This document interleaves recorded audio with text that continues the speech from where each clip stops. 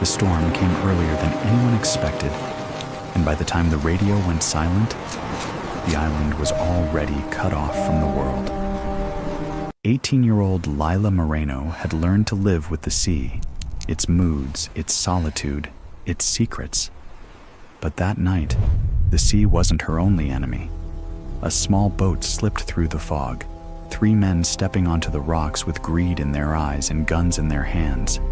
They came for what her mother had left behind, a secret worth millions. They didn't know she wasn't alone, because in the heart of the storm, something wild still watched from the shadows. A wolfdog named Ember, and he would let no one extinguish the light again.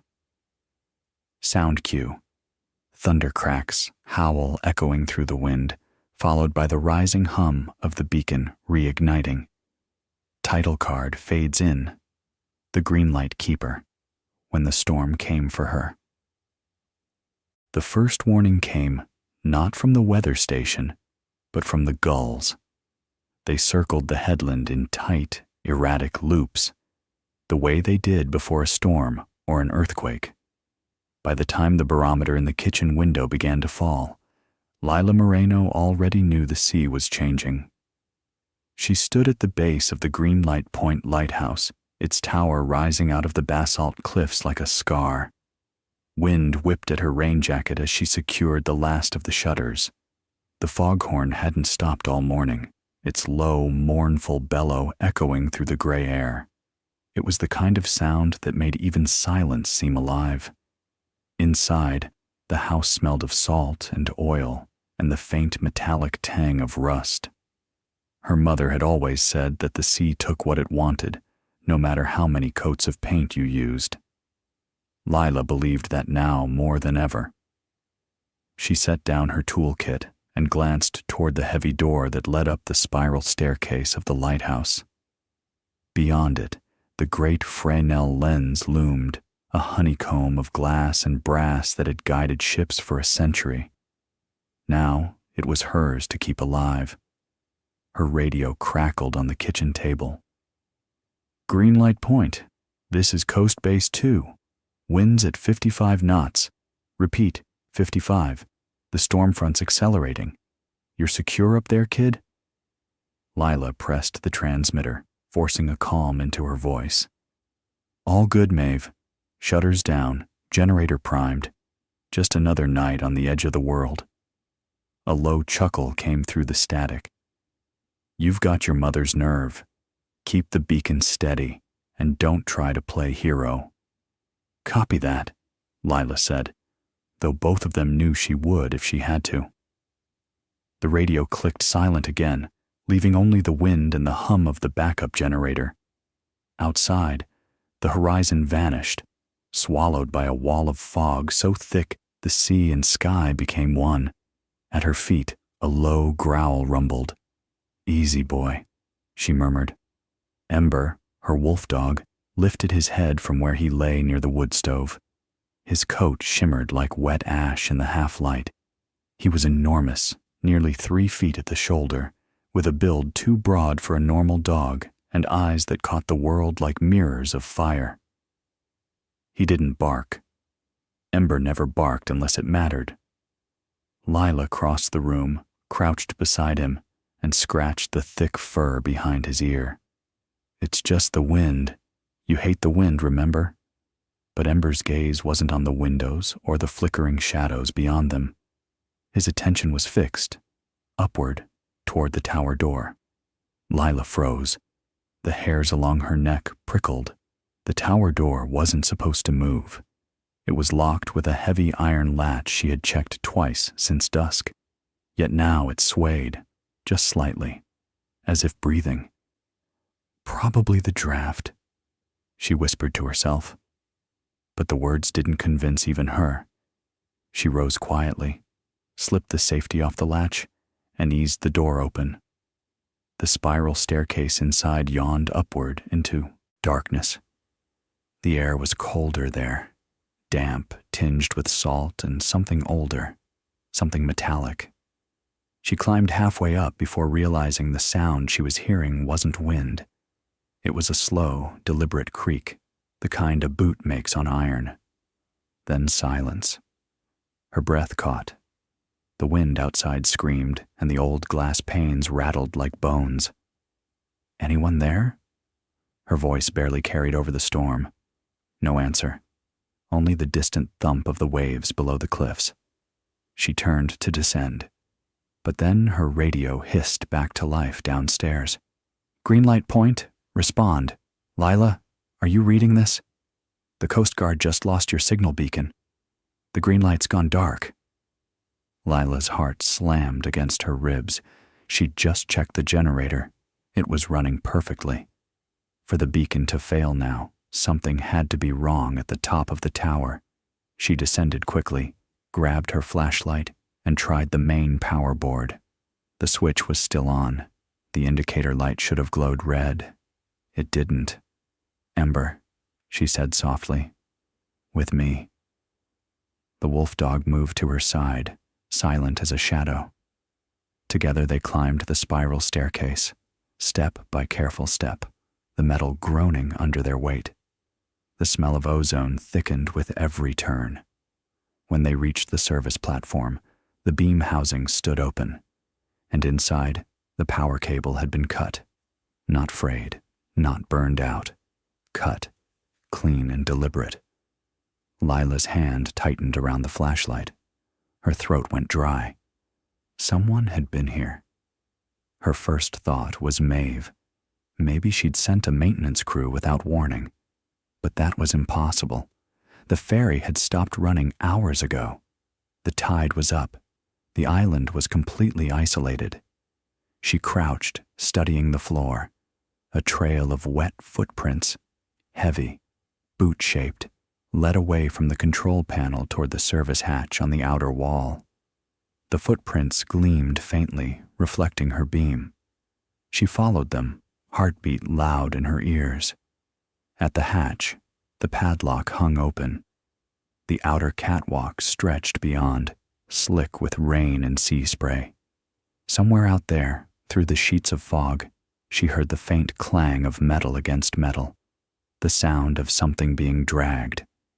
Then, below, a flicker of light. Not lightning. A moving beam. Flashlight, cutting through the fog, coming from the shoreline. Another one followed. Then a third. 3 figures, moving slow, methodical, carrying something between them, long, heavy, wrapped in canvas. Lila ducked back into the tower, heart hammering. They'd come by boat. No one should have been able to land at Green Light Point during a storm like this, but somehow they had. And if they'd cut the beacon, it wasn't an accident. Ember pressed against her leg, muscles trembling with restrained energy. He understood. Danger was near. She moved quickly, locking the hatch again, retreating down the stairs. The foghorn boomed outside, its mournful cry swallowed by thunder. As she reached the bottom, she flipped off all interior lights and peered through the narrow window facing the dock. The old service pier below was barely visible through the rain, but she could see the faint outline of a small inflatable boat bumping against the rocks, and 3 shadows moving toward the lighthouse door. The first one lifted something shiny, metal, and she realized with a sick twist it wasn't a crowbar. It was a wire cutter. A moment later, the landline crackled once and died. The radio followed. The silence that replaced it was absolute. Ember growled, low and guttural. Lila whispered, "Quiet." She turned off the flashlight, heart racing. Her training came back in fragments, her mother's voice teaching her how to move unseen in the field, how to stay calm when predators circled. Rule 1. Panic kills faster than any wound. The storm screamed against the glass. The first hammering knock hit the door. Once, twice, deliberate. Then a man's voice, muffled but clear. "Hey there! Coast Guard maintenance! We got a report about your generator!" Lila didn't move, didn't breathe. She knew every crew from the local station, None of them would approach an island lighthouse in 70-knot winds, and certainly not without radio contact first. A pause, then the handle rattled. The man spoke again, quieter now, tone sharpening. "Open up, sweetheart. Let's not make this hard." Something deep inside Lila's instincts clicked. Not fear, but focus. The part of her that had survived every storm, every lonely night since her mother's death. The part that remembered how the world could turn dangerous without warning. She reached for the emergency kit under the counter and slipped the small flare pistol into her jacket pocket. Outside, the latch screeched as someone tried it again. "Stay with me, Ember," she whispered. The Wolfdog's body tensed, head low, eyes burning like twin embers in the dark. The second knock wasn't a knock at all. It was the heavy crack of wood splintering. And that was when Lila realized the storm outside wasn't the one she needed to fear anymore.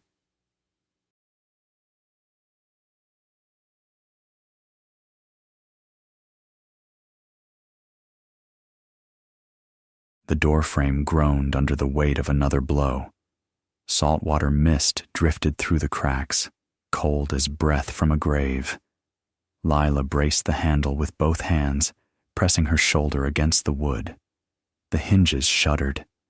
Outside, the storm howled louder, as if nature itself was warning her to run, but there was nowhere to run. "Open it!"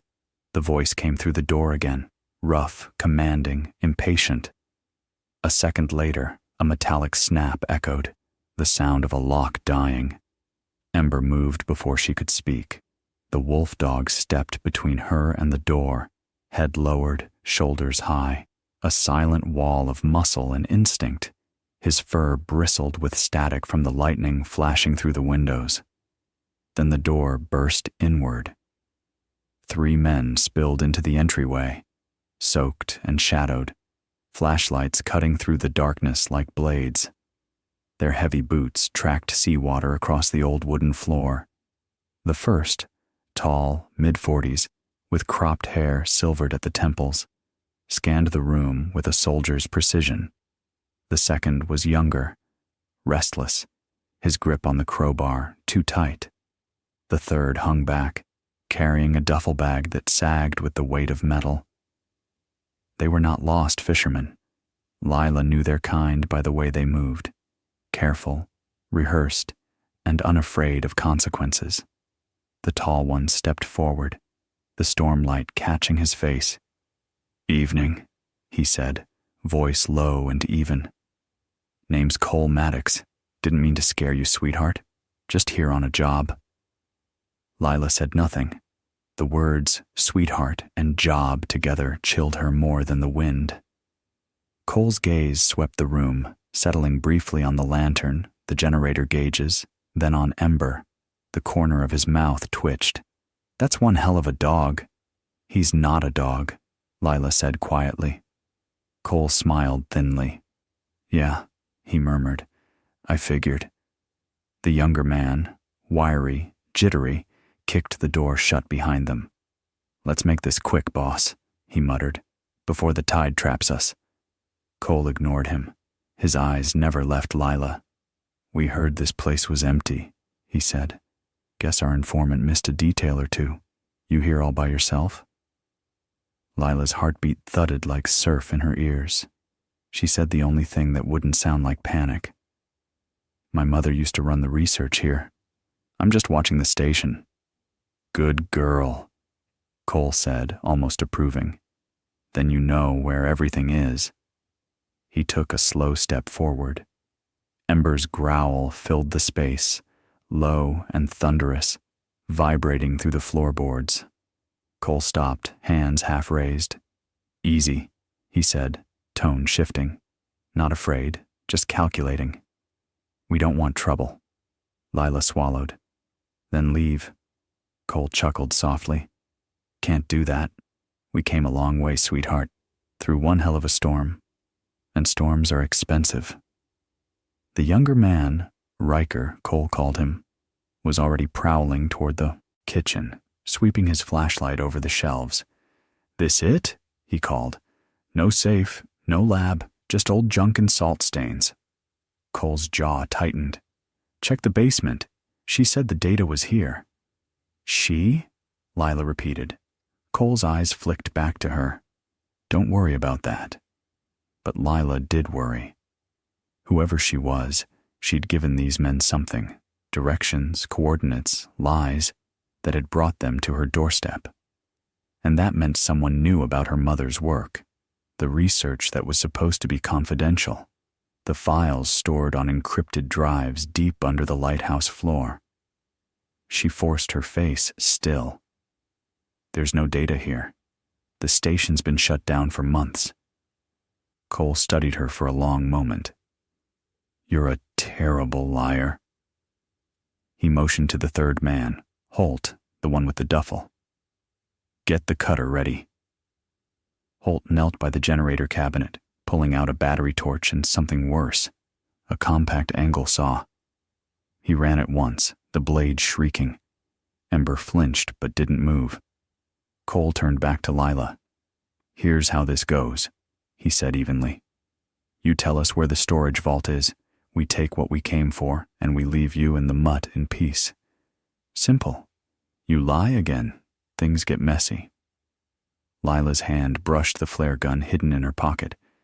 She was trembling, but not from fear, from control. Every second she stalled meant the tide rising higher, the storm worsening. If Maeve tried to reach her after the beacon went dark, she'd find no signal. But maybe, just maybe, she'd notice the silence. Cole nodded toward Riker. "Start downstairs." "Already on it," Riker said, vanishing into the stairwell that led to the basement. Lila exhaled slowly. Think. Her mother had built redundancies into the system, emergency lights, security relays, and one last failsafe, the secondary power cell hidden in the lighthouse's foundation. If she could reach it, she could trigger the distress beacon manually. But to do that, she needed to get them away from the main floor.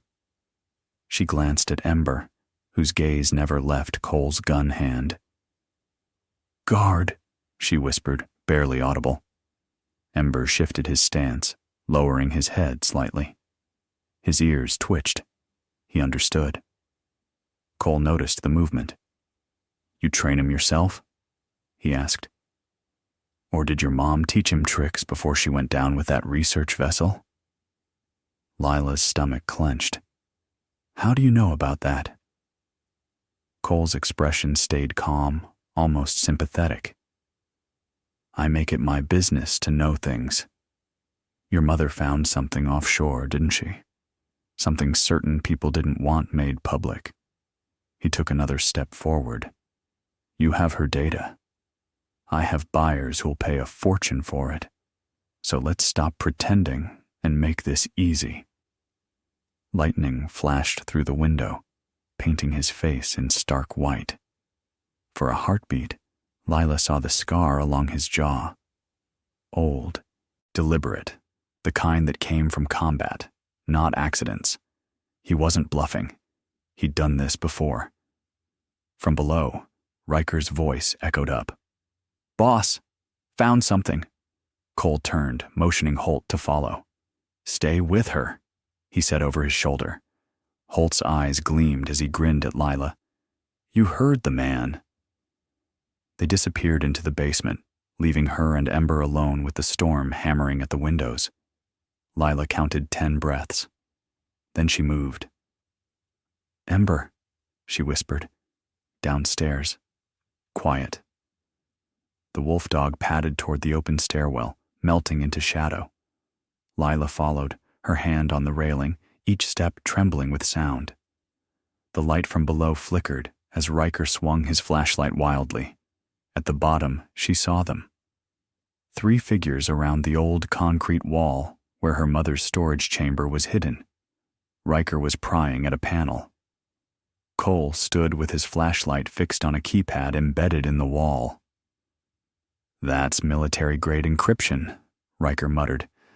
"You sure she—" She built it, Cole cut in, and she had to store backup somewhere. Then he raised his voice. Lila, why don't you come down here and open this for us? Lila stepped into the light, forcing her expression into something between defiance and fear. If I open it, you'll leave? Cole smiled faintly. Scout's honor. Riker snorted. You were never a scout. Cole ignored him. Open it. Lila crouched beside the wall, hands steady despite her pulse. She keyed in a sequence, not the correct one, but close enough to trigger the system's delay timer. A soft hum began behind the concrete. Red lights blinked. It'll take a minute, she said. Cole leaned closer. I can wait. In that moment, Ember moved. He slipped out from behind the boiler like a phantom, silent as breath, and lunged for the flashlight.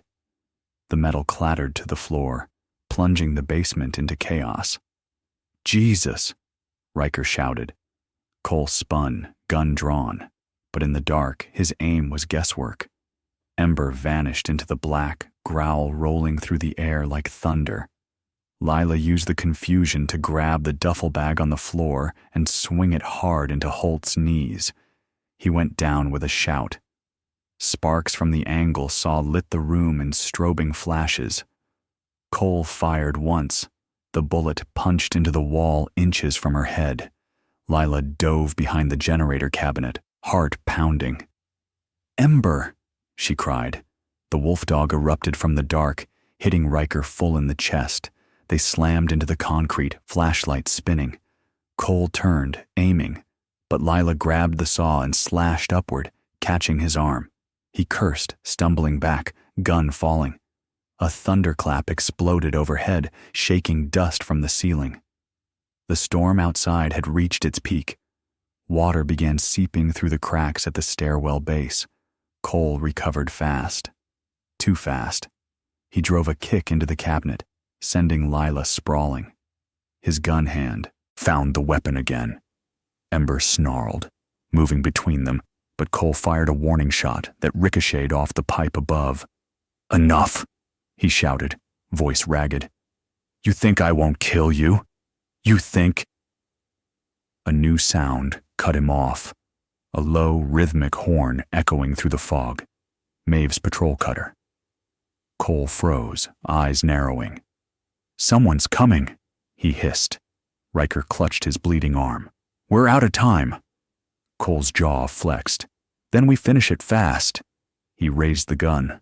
But in the same instant, the delay timer Lila had set reached 0, and the old backup generator roared to life. The floodlights burst on, blinding white. Cole flinched, cursing, and Ember struck. The Wolfdog's jaws closed on the gun arm, twisting hard. The pistol clattered away, sliding into the dark water pooling on the floor. Cole howled, stumbling backward as Lila scrambled up, grabbing the flare gun from her jacket. Don't, she shouted. The room froze in strobing light and thunder. For a second, no one moved. Then Lila fired, not at Cole, but at the ceiling. The flare exploded, painting the basement in crimson fire. It wasn't just light. It was a signal. Through the storm, Maeve would see it. She had to. And for the first time that night, hope broke through the fog.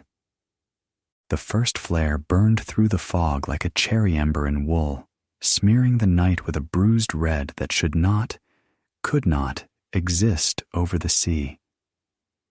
Maeve O'Rourke saw it from the harbor mouth, where rain stitched the world into vertical lines, and the bell buoy tolled slow as a heartbeat. She had been standing at the chart table in the marina shack, one hand on the VHF, one eye on the wall barometer that had fallen so low it ought to have rung a church bell. Greenlight's beacon had gone dead 30 minutes earlier. She'd told herself it was ice on the contacts, salt in the bearings, one of 1,000 small failures that came with old brass and older wire. But the flare wasn't a failure. It was a sentence. Sector Columbia River. This is Ox Vessel Skua. Call sign Alpha 2. She radioed, voice steady out of habit. Confirm loss of green light point beacon. I also have visual on a red star. Repeat, red distress flare, approximately 1 mile west of Cape Morrow. Visibility less than a quarter mile. I request permission to get underway. Static roared. A clipped voice answered, bureaucratic through the weather. Awk 2, we copy. Conditions severe. Station Tillamook's RBS is already out on a medevac. Wait for... I'm not waiting, Maeve said, polite cut steel. There's a girl alone on that rock, and something's wrong. A pause. Thunder stepped close, shook the lights. The sector voice changed timbre. Less script, more human. Aux 2, proceed at your discretion. Maintain radio contact. Will attempt to vector County Sheriff's Marine Unit to your position. Watch the shoal at Devil's Tongue. Copy all. Maeve cut the transmission and rolled her shoulders until the old joints clicked. The years since her last active patrol lay across her back like a blanket, not heavy, just familiar. She shrugged it tighter and stepped into the rain. Squaw rode in her slip like a taut muscle, a 28-foot rigid hull with twin outboards that had never learned the word no. Maeve moved through the checks without thinking. Fuel, bilge, nav lights, useless in this fog, horn, halon. She threw 2 extra lines and a coil of climbing rope aboard, then the line launcher, a modern child of the old Lyle gun, packed in orange fiberglass. Last, she grabbed the battered canvas kit that had followed her from storm to storm. Trauma shears, SAM splints, waterproof flares, a vacuum-packed note from a younger version of herself that said, "Do the work. Be the grown-up." She flipped it over to the penciled prayer on the back and tapped twice for luck. When the outboards lit, their growl felt like blood returning to numb fingers. She eased Squaw out, the dock hands watching with that look people get when they know something brave and unadvisable is happening, and they can't stop it. Rain hammered the canopy. A gull tried to ride the wind and was thrown back toward the breakwater like paper. "Lila, you stubborn lightkeeper," Maeve murmured. "Hold fast." She took Squaw to where the channel widened and the swell grew teeth. Out here, the world removed its edges. The fog didn't sit on the sea so much as grow from it, milk thick, tasting of kelp and iron. She throttled down to keep the bow from spearing, working by sound more than sight. Bell buoy to starboard, then the deeper clank of the Whistler buoy off Quarry Reef, then the vaster, throatier pulse of the ocean itself lifting under the hull. On the compass, green light lay 270 degrees by dead reckoning. On the water, it lay in faith.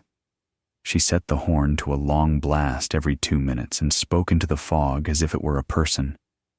2 longs means Maeve's coming, sweetheart. Answer me if you can. The red smear had faded, but a low glow still stained the cloud to the west. Not a flare now, something more constant. Maeve frowned. Flares died in seconds, not minutes. A lantern? A fire? "Don't you burn that place down," she warned the night. Down in the lighthouse basement, the flare fizzled to a red eye in a ceiling spiderweb and guttered out in smoke. Alarms tried to be born and died as water hissed from a split pipe, turning the concrete into a slick mirror. On that mirror, Cole Maddox stood like a patient devil, his left sleeve slashed and wet, his right wrist bleeding where Ember's teeth had found him and left the memory.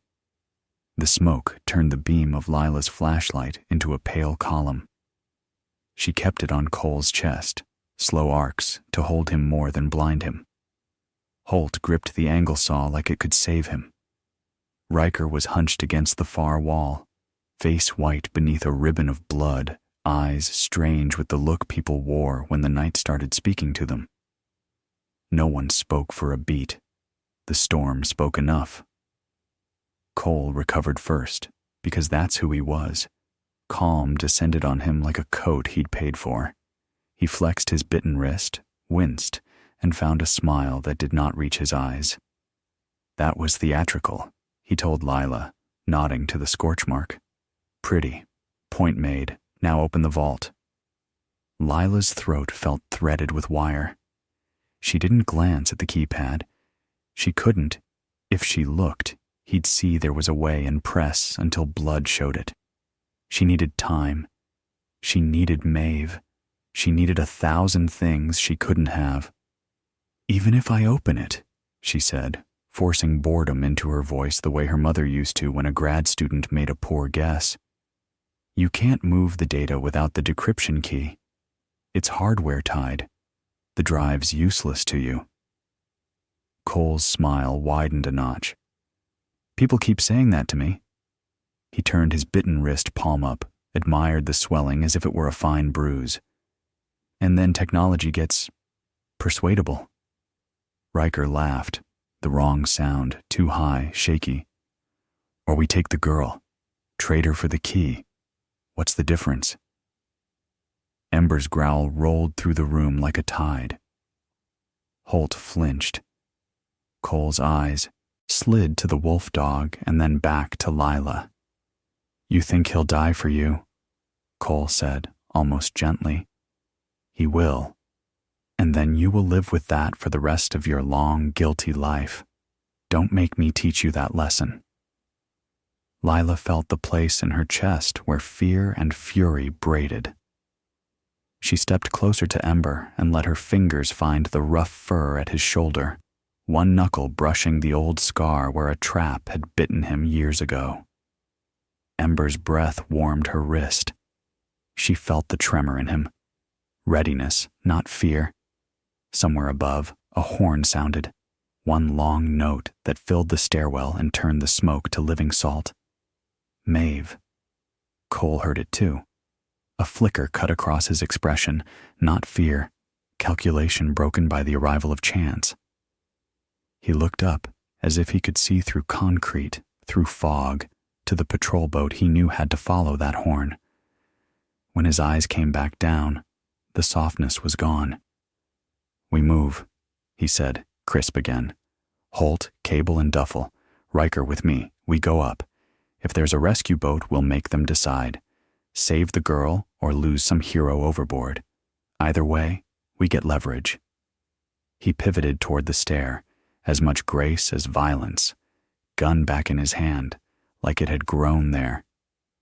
Lila and Ember were herded ahead with a gesture that promised 3 bullets if they paused. They climbed. Water dripped down the iron spines of the steps and ticked into the flood below. The tower breathed, tighter now, as if the storm had wrapped a fist around its throat. Midway up, the wind found a seam and spoke through it in a thin scream. At the service landing, Lila smelled it. Gasoline. The note sat wrong in the tower's old sense, hot and arrogant. A red fuel can waited near the outer hatch, beads of water glistening on its back like sweat. Riker noticed her eyes and grinned, unhinged. Insurance, he said. World's wet, but fire still eats. Cole didn't let the word register. Hold, he said. Prep the can, but don't open it. Not unless I say. He turned to Lila. Up. They reached the lantern room, and the ocean leaped at them through every window. The Fresnel lens stood tall in the middle, its faceted glass catching every lightning flash and breaking it into 100 furious suns. Where the flare's heat had kissed it, one prism panel showed a hairline crack, a spider's silk defect that made Lila ache like a tooth. Cole took it in with a quick sweep, keyed to threat and exit. He spotted the catwalk door and the seaward face of the tower beyond it. He pointed. Riker, outside. See what's coming. Riker pushed the hatch. Wind punched the room like a living thing. Rain entered sideways and desperate. Riker crouched into it and slid onto the catwalk, both hands on the rail, light lancing the fog. He peered left, right, then swore. I hear a motor. Close, east by. Hell if I know, it's everywhere.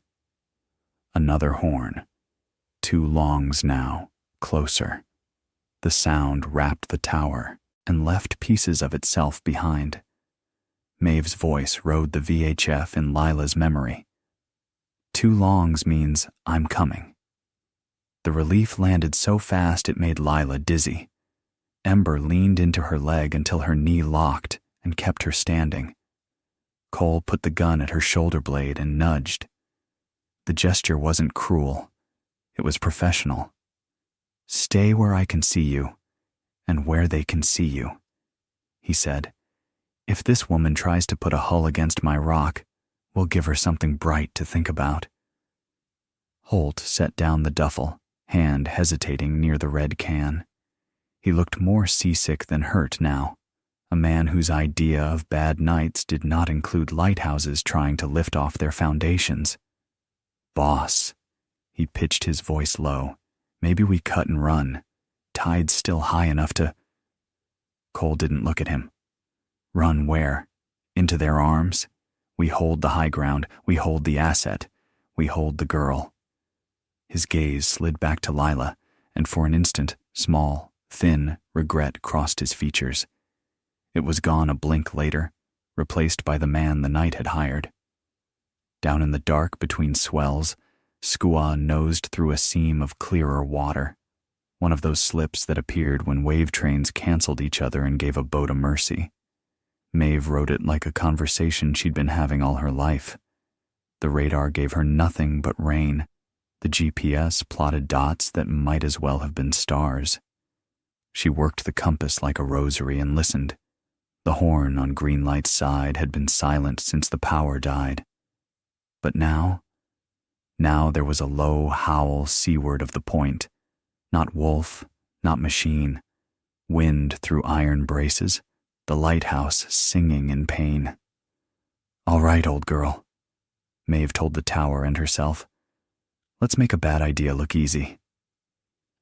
She pulled Skua to port to keep the reef beneath her on the right, then eased starboard again when the swell's shoulder threatened to slap her into the shoal.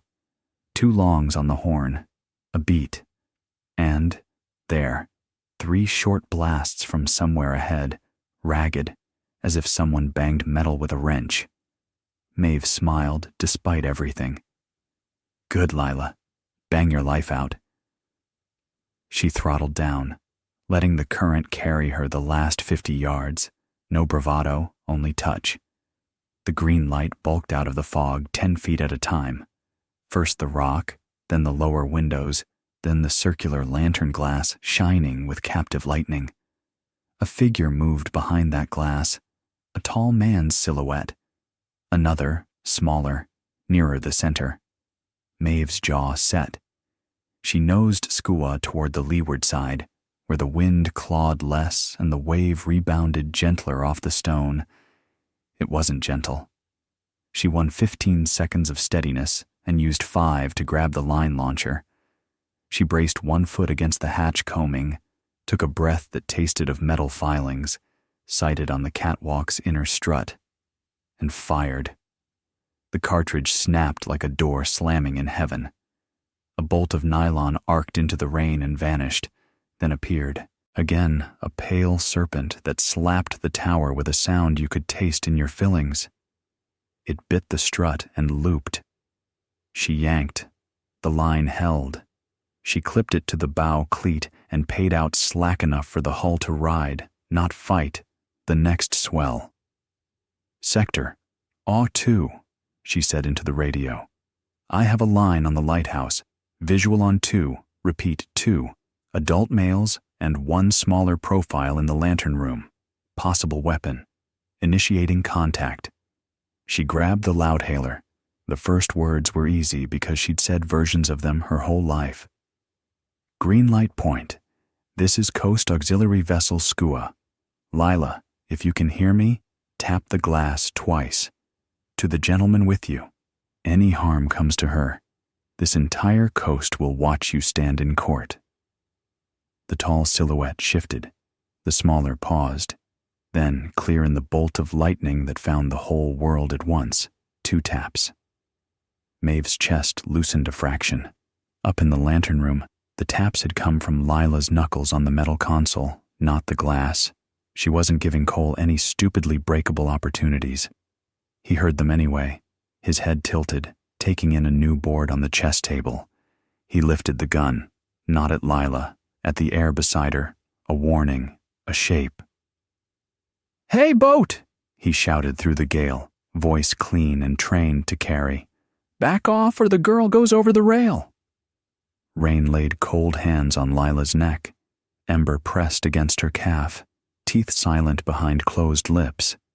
Lila put her palm on the spine between his shoulders and felt the flex of him, the stored lightning. Maeve didn't answer right away. She let the sea have its say, 3 waves knocking on the hull, one slopping green water over the bow to remind her what courage cost if you did it wrong. She lifted the loudhailer again.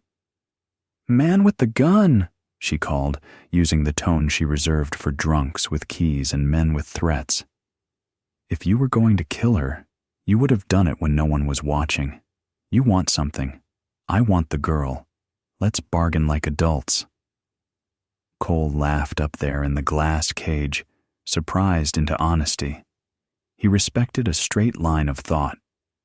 "Bring the boat alongside," he called. "Lines up. You take her, we take a package. Everyone leaves happy." "What package?" Maeve asked. "The kind that makes powerful people sad," Cole said.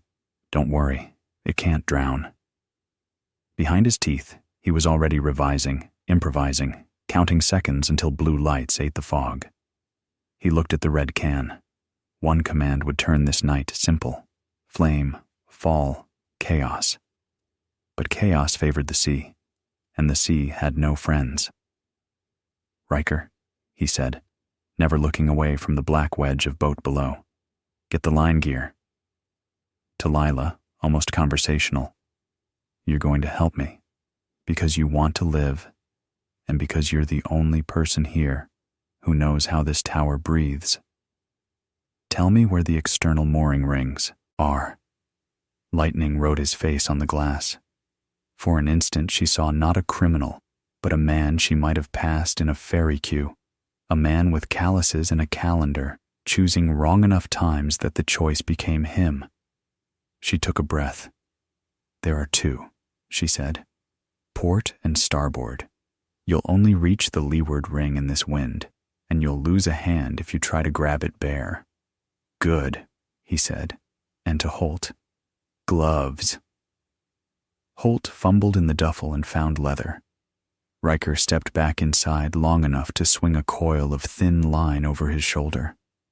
Out on the water, Maeve watched the pantomime of motion, men moving like they owned the weather because the weather hadn't killed them yet.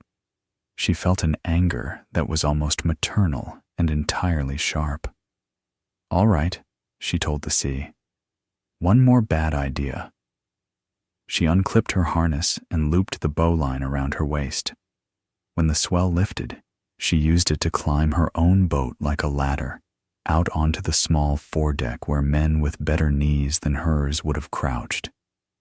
The fog parted for half a second and showed her the ring, a black iron tusk under the catwalk, slick and hungry.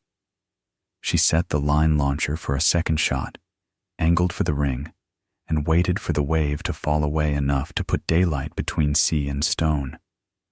Behind glass, Lila placed her palm on the lantern console again and gave 2 quick taps. Ember's ears pricked. Somewhere below, deep and human, a horn answered, 2 longs, sure and close. Between those beats, boat and tower, old woman and young girl, a plan uncoiled, thin as rope and just as strong. And far off, faint but growing, the sound of another siren began to stitch its way through the rain. Rain lashed sideways across the catwalk, shredding the world into ribbons of white and gray. From below came the growl of Skua's twin engines holding position against the swell. From above, the thunder rolled across the sea like iron barrels. Inside the lantern room, Lila stood very still. The gun at her back was real heat. a pulse she could feel through her jacket. Across from her, Cole Maddox tracked the approaching boat, calculating distances the way a soldier counts seconds between artillery shells. Maeve O'Rourke, down below, wasn't guessing. Every motion on deck came from 30 years of reading water that wanted her dead. The nylon line she'd fired to the lighthouse now thrummed in the wind, tight as a guitar string. A second cable, the retrieval rope, hung loose beside her, waiting. If she could get it anchored to the catwalk ring, she could winch herself across before the next set of waves closed the window. Cole's radio crackled. He froze. A voice hissed through the static, feminine, nervous. "Cole, the Sheriff's Marine Unit just launched from the North Bay. ETA 20 minutes. Cole exhaled through his teeth. "Then we don't have 20. He looked at Lila. "Open the vault, now. You've got 60 seconds before this turns biblical." Lila said nothing. Her fingers hovered near the metal console, tapping a rhythm only Ember understood. 2 short beats. Pause, 1 long. The Wolfdog moved like a ghost, circling behind Holt, the man clutching the fuel can. Cole caught the motion too late. "Wait," Ember struck. The can toppled, gas sloshing across the iron floor. Holt stumbled back, cursing. The air filled with the raw bite of fuel. Cole swung the gun, fired once, but the shot went wild, ricocheting off the Fresnel frame in a spray of glass. Lightning answered instantly, white and merciless. Lila dove under the console, dragging Holt's dropped rope toward the outer hatch. "Come on, Ember." Cole lunged, caught her jacket sleeve. "You think you can outswim a bullet?" Lila twisted free and kicked the hatch lever. Wind howled in. The flare-scorched glass behind Cole cracked further, a spiderweb catching light. Ember darted through the hatch, muscles coiled. Down below, Maeve caught movement, shapes on the catwalk. She unclipped the safety line from Skua's cleat and hauled herself up the rope, hand over hand. Her boots skimmed the waves with each swing. One missed grip, and she'd be gone. She climbed anyway. Halfway up, she saw the muzzle flash, one bright blink through the rain. She didn't stop. "Hold on, kid," she muttered. "Old lady's almost home." Inside, chaos had found its rhythm. Holt grabbed the fuel can, shouting, "He's spilling it everywhere." Cole snarled, "Then light it." But the lighter wouldn't spark. Water had soaked everything. Holt struck again, once, twice. On the third, it hissed alive. Lila slammed into him before flame met vapor. They crashed, against the railing, lighter spinning away into the dark. Ember launched after it, jaws snapping midair, clamping down just before it hit the puddle. Cole fired again. The bullet grazed the railing, flaring sparks. Then the sound came, the clank of metal on metal. Maeve's hook locking onto the catwalk ring. Cole spun toward it, eyes narrowing. "She's boarding." Lila used that heartbeat of distraction. She reached for the broken panel, yanked free the live power conduit. Sparks jumped like fireflies. "Don't," Cole warned, gun steady. She met his eyes. "You want the light?" She slammed the cable against the puddle. Electricity ripped through the floor, lighting the world red and white. Holt screamed, falling backward. Cole staggered, muscles locking. The gun fired once into the ceiling. Then, silence. Only the storm breathing. Lila collapsed, smoke curling from her jacket sleeve.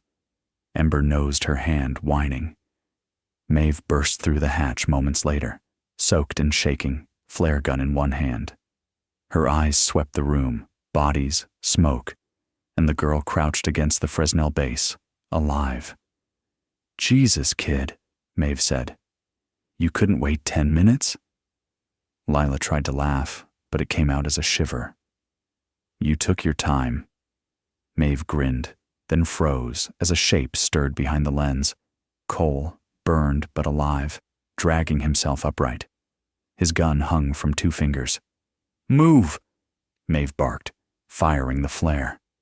The shot hit the glass, exploding into white magnesium fire. The beam tore through the fog, pure as a scream. It painted the entire sea in daylight for one impossible moment. Skua, the cliffs, the incoming patrol boat cutting through the storm like salvation itself. Cole fell back against the cracked Fresnel, weapon clattering away. The lens, already fractured, gave a final groan. A fissure spidered across its base. Then the entire section collapsed in a slow cascade of glass and light. The tower shuddered. Wind roared through the broken panes, the last of the flame curling upward like a soul leaving its body. Maeve grabbed Lila by the arm. "Time to go!" Lila hesitated, looking at Ember, at the tower her mother had once called the safest place in the world. Then she nodded. "Let's go home." They descended fast, the stairwell alive with echo. Ember led, paws sure even on slick metal. When they reached the base, Maeve forced open the side hatch and hauled Lila onto the rescue line. The sea was waiting, angry, enormous, alive. "Ready?" Maeve shouted. Lila wrapped her arms around Ember's neck. "Go!" Maeve kicked them off.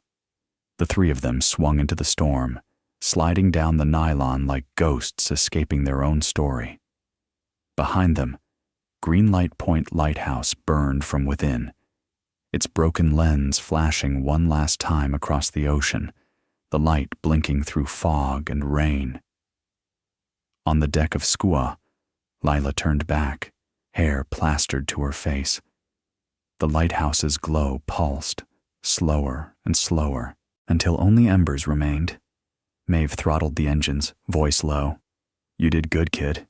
You kept the light." Lila looked down at Ember, his fur slick, his chest rising steady against her arm. "No," she said softly. "He did." The horizon cracked open, dawn spilling silver over the waves. Behind them, the tower still stood, black against the sky, battered but unbroken, and somewhere inside its hollow heart, the last spark of its light flickered, refusing to die. Morning came sideways, not as sunlight, but as a pale wash of mercy through the fog. The sea had grown tired of its rage. Waves slumped against the rocks in slow exhaustion, and the gulls returned, picking the wind like old fishermen. Maeve O'Rourke stood at the harbor rail, one boot on the piling, the other on the deck of Skua, watching as the last wisp of smoke rose from the distant tower. Greenlight Point was still there, crooked, blackened, and half-blind, but alive. That was enough. Behind her, Lila Moreno sat wrapped in a Coast Guard blanket, hair still damp, the salt drying white on her face. Ember lay at her feet, head on her boot, eyes half-closed in a dreamless, guarded sleep. A medic was finishing with Lila's burned sleeve. "You're lucky," he said gently. "A few more volts and we'd be calling this a memorial." Lila smiled faintly. "I don't believe in luck." Maeve chuckled. "No, she believes in wolfdogs and old women with bad knees." "Seems to work," Lila said. Maeve looked out toward the sea again. "That it does." For a while, none of them spoke. The wind hummed through the rigging, and the world seemed to pause in the long inhale that follows chaos, when the mind tries to count what's left standing. Then the sheriff's launch came into view, a white hull cutting the gray. Blue lights turned the mist violet.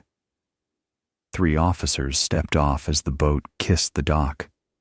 One of them, Sheriff Clay Noland, moved with the stiff courtesy of someone who'd seen too many bad nights.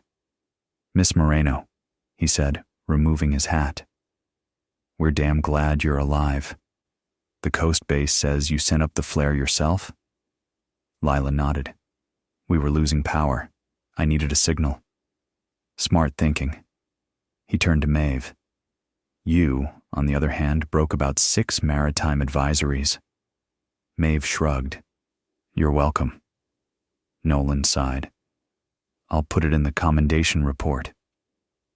He gestured toward the back of his crew. We found one survivor at the site. Male, mid-40s, severe burns, multiple fractures. He was clinging to a ladder when our team arrived. Lila's breath caught. Cole. The sheriff glanced at his notes. That the name of the man who attacked you? She nodded slowly. Cole Maddox.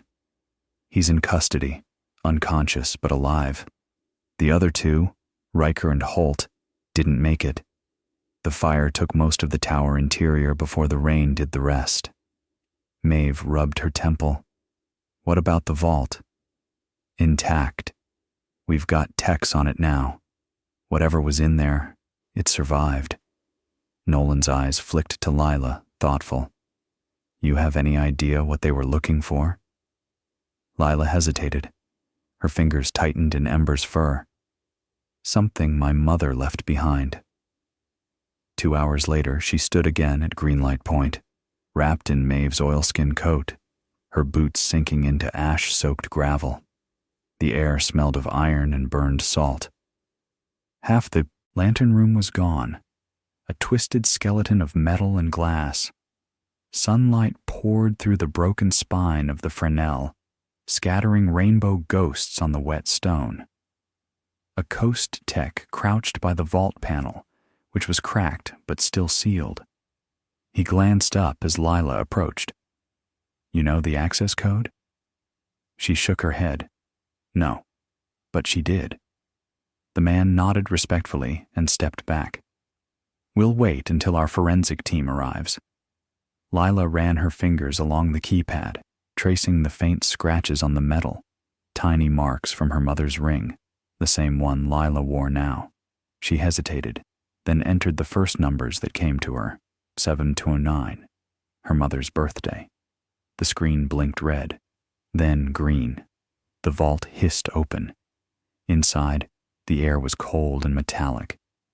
A single watertight case sat on the shelf, smaller than she remembered from old photos, but heavy when she lifted it. She cracked the seals, heart in her throat. Inside lay a solid-state drive, marked in her mother's handwriting. Benthic Survey, Zone Delta. Next to it, a folded sheet of waterproof paper, yellowed at the edges.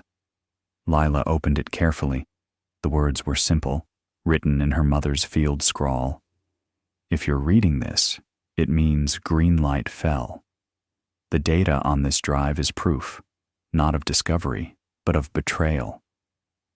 The mining company falsified the survey reports. There's mercury seepage from the dredging zones, enough to poison the coastal shelf for decades. They buried it. I couldn't. I sent copies to the Bureau and to the university.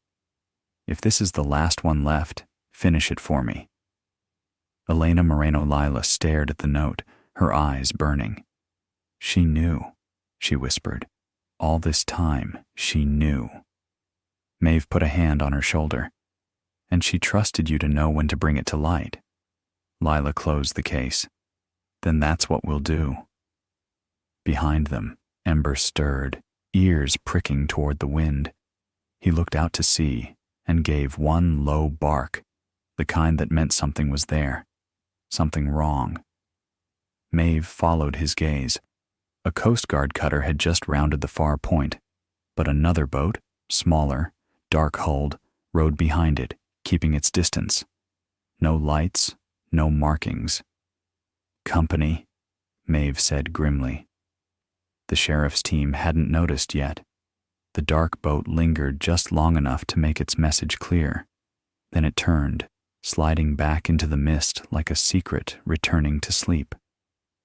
Lila felt a cold knot form in her chest. They're not done. Maeve nodded. No, sweetheart. People who bury poison don't quit because a storm hit their paperwork. She took a long look at the shattered tower. Your mother rattled the wrong cage. Now you've got the stick. Lila glanced at the vault, at the data drive glinting inside. Then I'll finish what she started. Maeve grinned faintly. You're your mother's kid, all right? That night, the wind turned gentle. The sea laid itself down like a guilty dog. The last of the debris burned in a small contained fire near the dock, driftwood, charred rope, and the remains of things that didn't matter anymore.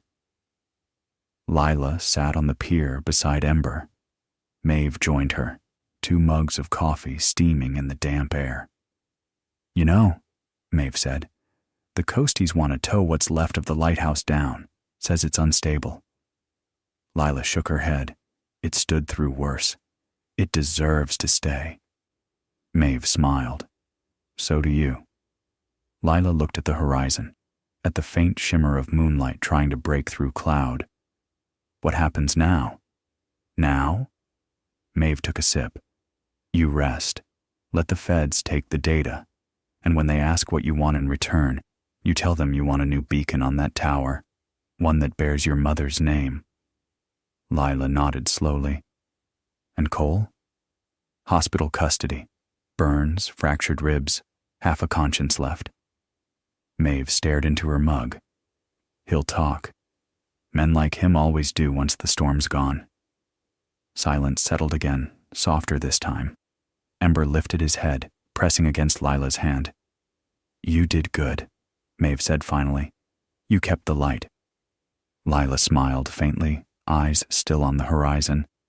No, the light kept me. Maeve nodded. That's the trick, isn't it? The waves whispered against the pier. Somewhere out beyond them, Greenlight Point blinked once, not from electricity, but from the last ember catching a shard of dawn, a reflection, a heartbeat, a promise. Lila breathed in the salt air and felt, for the first time since the storm began, that the world was listening. He woke to the sound of plastic rain. Celine dripped through a line above Cole Maddox's head, tapping time he no longer owned. White ceiling, white noise, white sheets pinning him like surf. When he tried to move, pain stitched him back into place. Ribs that felt hinged wrong, a wrist swollen the size of a heart, skin banded in the kind of burns that held heat even in an air-conditioned room. A fluorescence hum grew a spine and became a voice. Mr. Maddox, if you can hear me, don't try to sit up. Cole opened one eye. A nurse stood at the foot of the bed, her badge flipped backward on its lanyard, eyes level and unimpressed by anyone's tragedy. You're in county. You were brought in at dawn, she said, checking lines with fingers that had done this too many nights to shake. You aspirated seawater and lost some blood. You're lucky. Cole worked his mouth. His tongue tasted like iron filings. Everyone keeps saying that. The nurse made a small sound that was not a laugh. Sheriff will be by for formal statements. For now, you're under watch. If it hurts, press this. She put a control near his hand, the button fat and red as a candy. Don't be brave. She left him with the machine rain. Cole stared at the ceiling and counted the people he should have outlived. Riker. Holt. The tower had taken them back like a tide reclaiming carelessness. He saw Holt's hands letting go of the red can, Riker's grin splitting into a scream, Lila's eyes steady in the flash of lightning, and the Wolfdog's jaw closing on his wrist with a surgeon's certainty. He should have drowned on that ladder. Instead, he'd been dragged from the black by men who wore the sea like another uniform. He closed his eyes.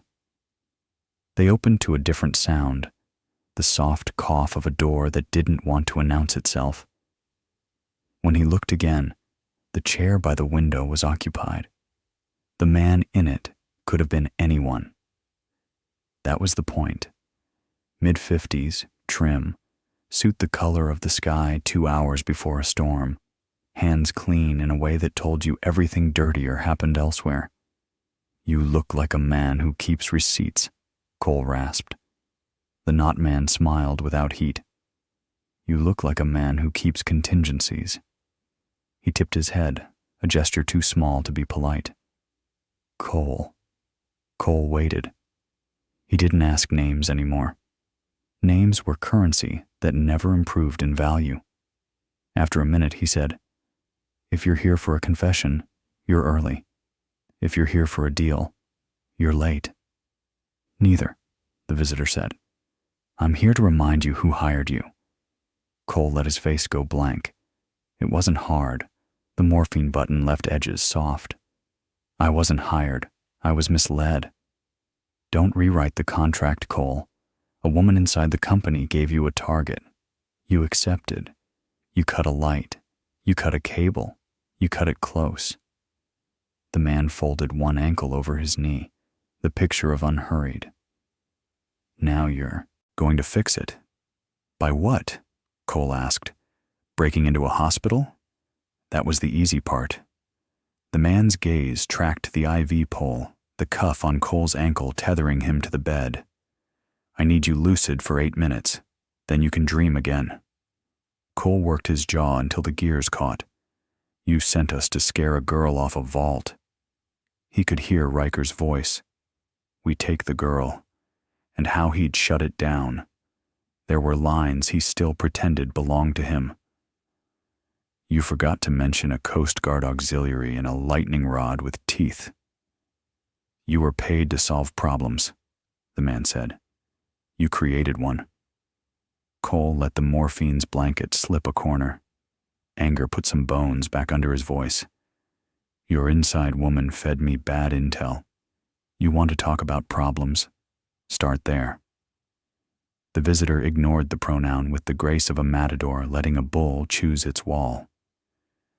The contents of the vault will be turned over to federal authorities today, he said.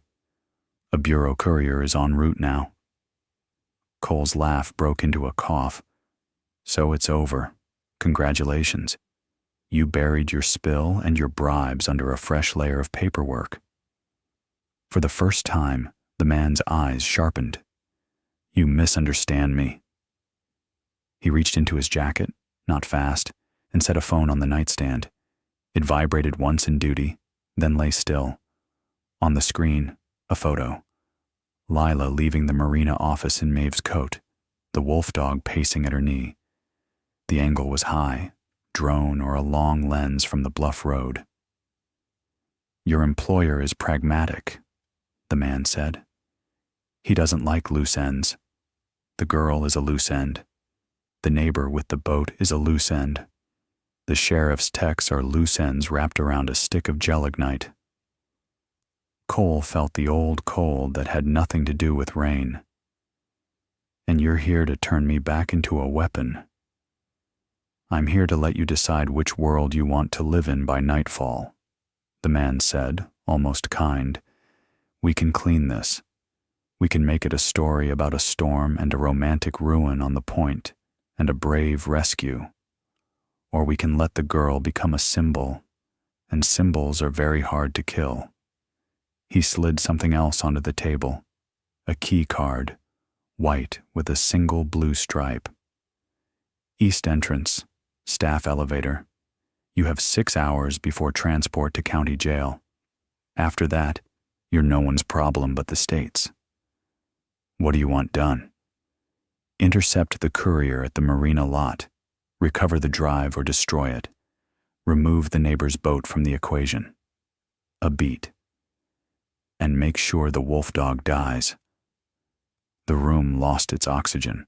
Somewhere, a monitor ticked faster to prove that hearts were not machines. Cole stared at the phone image until the pixels bled. He saw the way the girl's hand curved unconsciously toward the animal's shoulder. Contact measured in 1,000 days, not one night. He heard his own voice upstairs in the lantern room. He'll die for you, and realized what he hadn't said then. You'll die right after. He looked back at the man. If I say no? The visitor stood, smoothing fabric that did not wrinkle. Then someone less conflicted will do it, and you will go where men like you go when the world doesn't need you. The difference is whether you get to choose the last thing you were." He left without sound. The door clicked. Plastic rain resumed. Cole stared at the keycard until it became a piece of ocean, and then a blade, and then nothing. He pressed the morphine button, felt the edges blur, and for a while the ceiling was just distance. By noon, the fog burned the top layer of itself away, leaving Greenlight Point hard against a sky the color of old pewter. In the sheriff's small conference room, the drive sat on the table like a confession that couldn't speak for itself. A federal agent with a jaw built by plumb lines, S.A. Dana Pierce, watched it like it might sprout legs. "Chain of custody," she said. "From vault to bag. Bag to you, you to me." Lila handed the evidence pouch across without letting her fingertips tremble. Maeve stood beside her with her own particular brand of implicit threat. "Take what you came for. Leave the girl standing." Sheriff Nolan signed forms and pretended his coffee hadn't gone cold an hour ago. Pierce broke the seal, inspected the case, and set a portable reader on the table. "If Ms. Moreno's late mother is correct," she said, almost gently, "this contains survey logs and raw sensor telemetry. Not pretty, but proof tends to be ugly." She slotted the drive. Screens scrolled. Numbers began their endless, trustworthy march. Lila exhaled. For 3 seconds, a future existed. Courtrooms, statements, a light relit on a tower with her mother's name. On second 4, Pierce frowned. "That's odd." Maeve's hand tightened on the chair back. "Say the other word. Not odd. Tampered." Pierce didn't answer. She tapped keys, pulled a hash signature, compared it to a checksum in the metadata. "We have a mismatch. The file structure shows a copy with a modified header. It's the right size, not the right bones." Lila felt the room tilt. "You're telling me it's fake. I'm telling you someone copied the container and salted the payload." Pierce's voice stayed level because someone's had to. "It's sophisticated, not a panicked job. Whoever did this had access to the original." Maeve made a sound from deep in her chest. "Inside the bureau?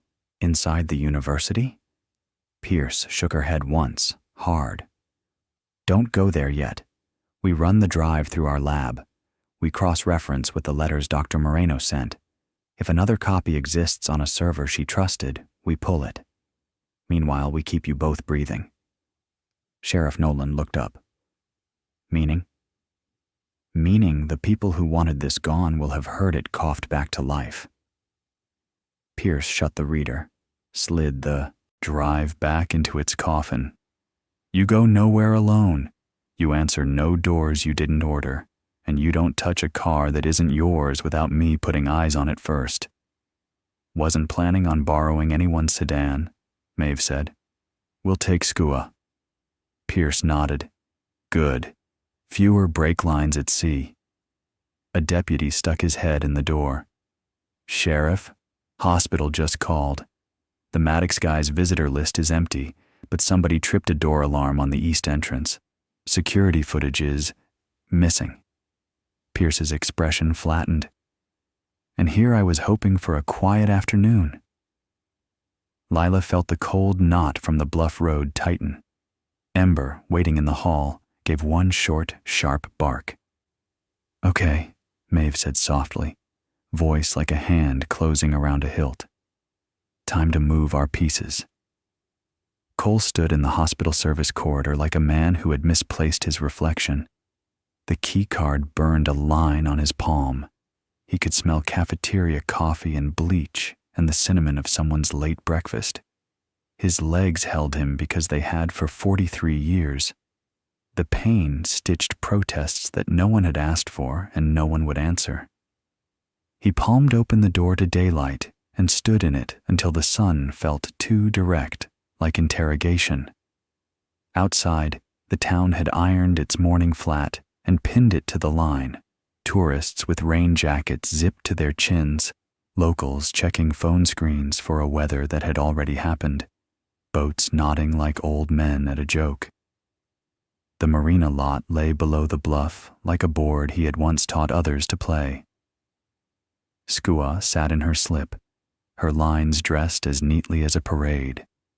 On the far side, a government SUV idled with the boredom of cars that wait for outcomes. Cole leaned on the railing and rehearsed the path, down the stairs, across the lot, into a shadow between bait shop and ice machine, then under the deck to where men who wanted to vanish smoked and didn't. He could be there in 2 minutes, and something longer than that. If choices had weight, today they did. He thought of Riker and Holt as boys before their edges got set. He thought of the Wolfdog's breath hot on his wrist, the clean certainty of bite over bullet. He thought of the girl tapping the console with 2 quick knocks that no one but a woman on a boat could read. He reached for his phone. The visitor had left it fat with numbers that belonged to other men. Cole ignored those. He scrolled to a cheap prepaid he kept for weather and jobs that required lies and dialed the sheriff's office. It rang too long, then clicked. County Sheriff. Cole swallowed everything he was and let what was left speak. You have a federal agent named Pierce with you. A pause. Who is this? You can call me a man who should have drowned. Another voice took the line, female, clipped. This is S.A. Pierce. Cole let out a breath he hadn't earned. You're about to walk a drive out of a building. Don't. It's dirty.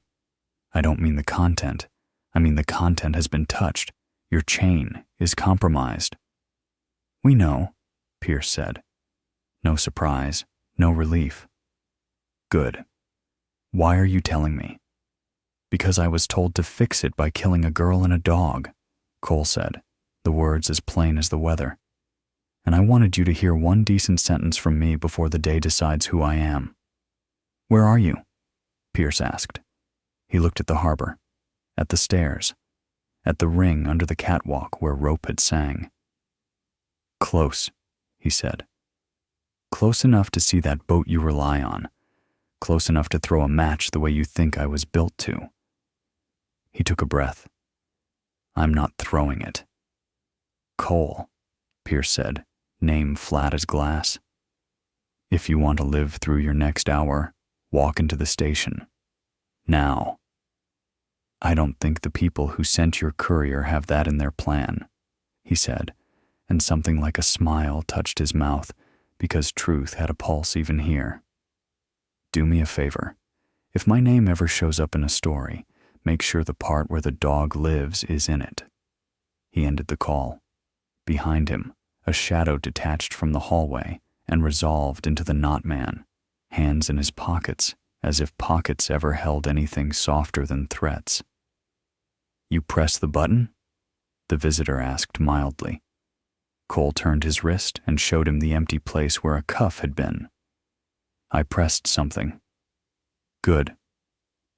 The man came close enough for Cologne to pretend at gentility. Then, let's go to work. Cole looked past him to the slice of the marina through the door, where sunlight found water and pretended it was clean. He thought of the tower singing in the wind, like metal caught between heaven and the next thing.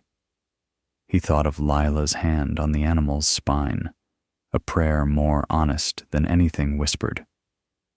He nodded once, as if agreeing to an old plan. All right, he said. He stepped, not toward the east stairs, but toward the fire alarm on the wall. He pulled it. The hospital woke like a struck hive. Sirens, doors clapping shut, sprinklers coughing to life with the petty fury of plumbing.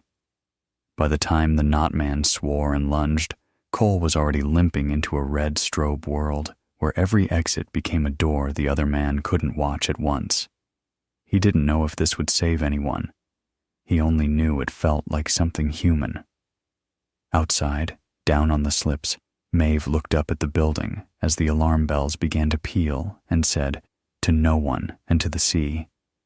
Well then. Lila laid her hand on Ember's collar.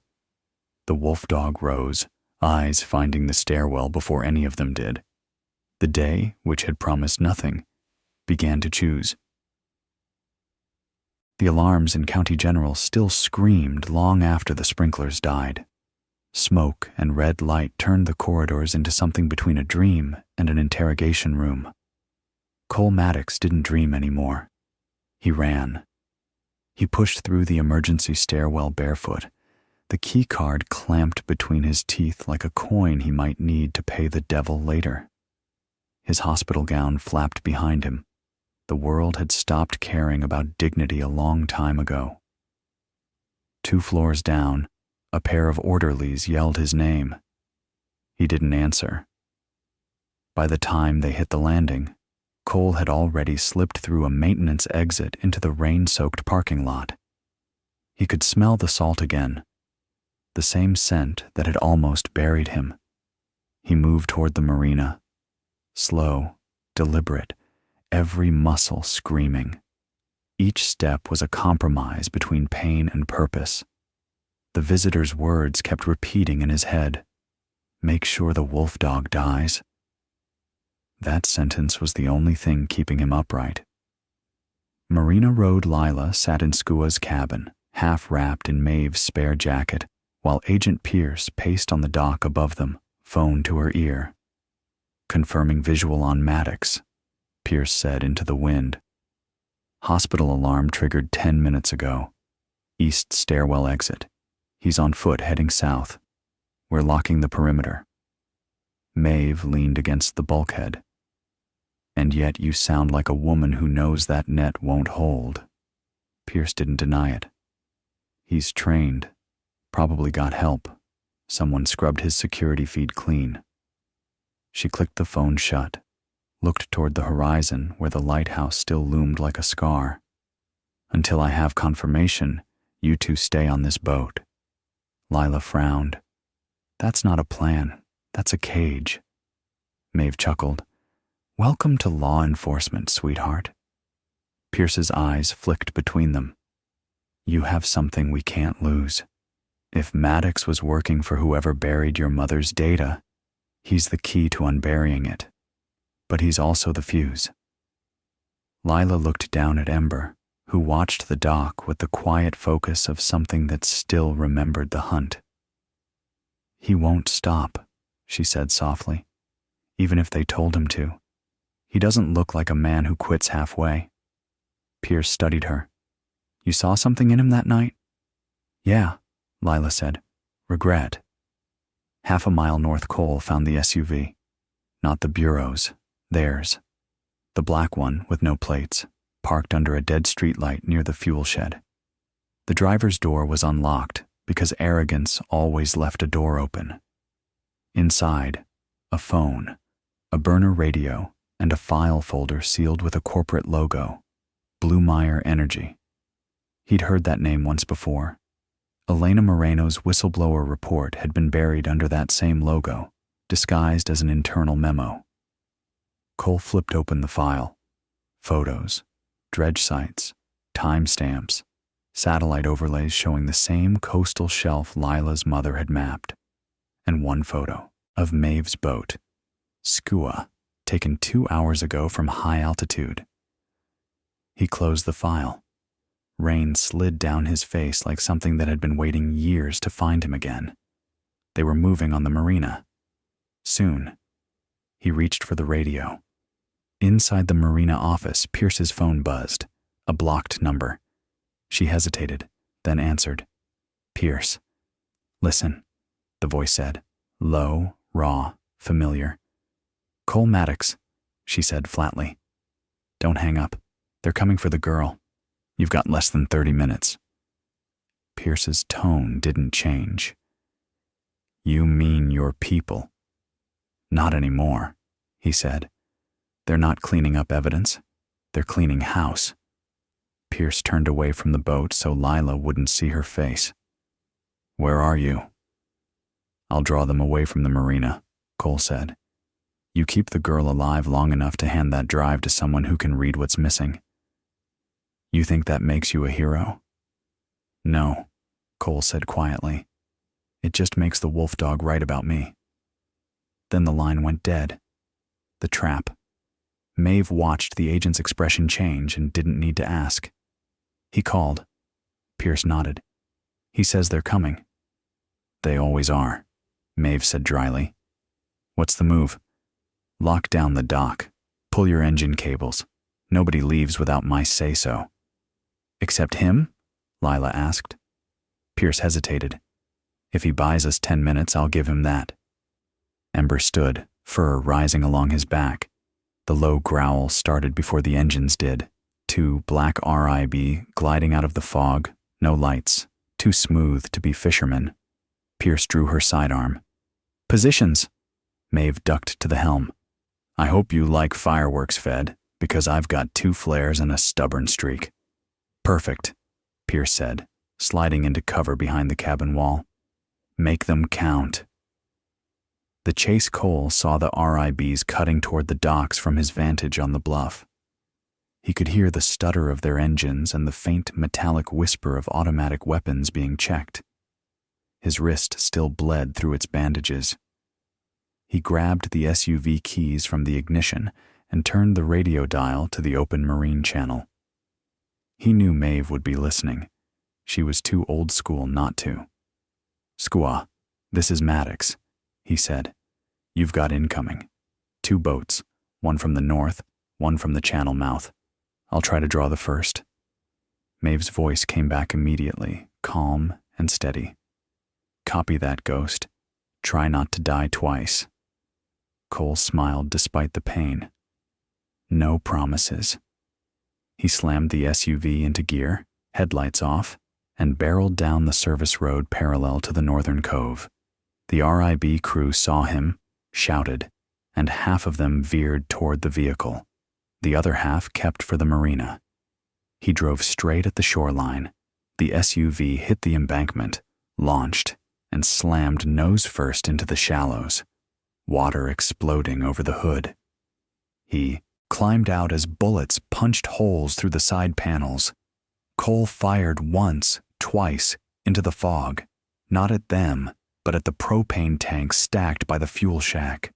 The explosion was small but bright enough for Pierce to see from the dock and reposition her fire line. On the dock, Maeve lit both flares and tossed one into the water, painting the fog blood red. "Let them think the place is already burning." Pierce crouched beside Lila. "You see anyone with a clear shot, you yell. Don't play hero." Lila nodded, gripping Ember's collar. The Wolfdog's muscles trembled with the effort of holding still. Shapes emerged through the mist.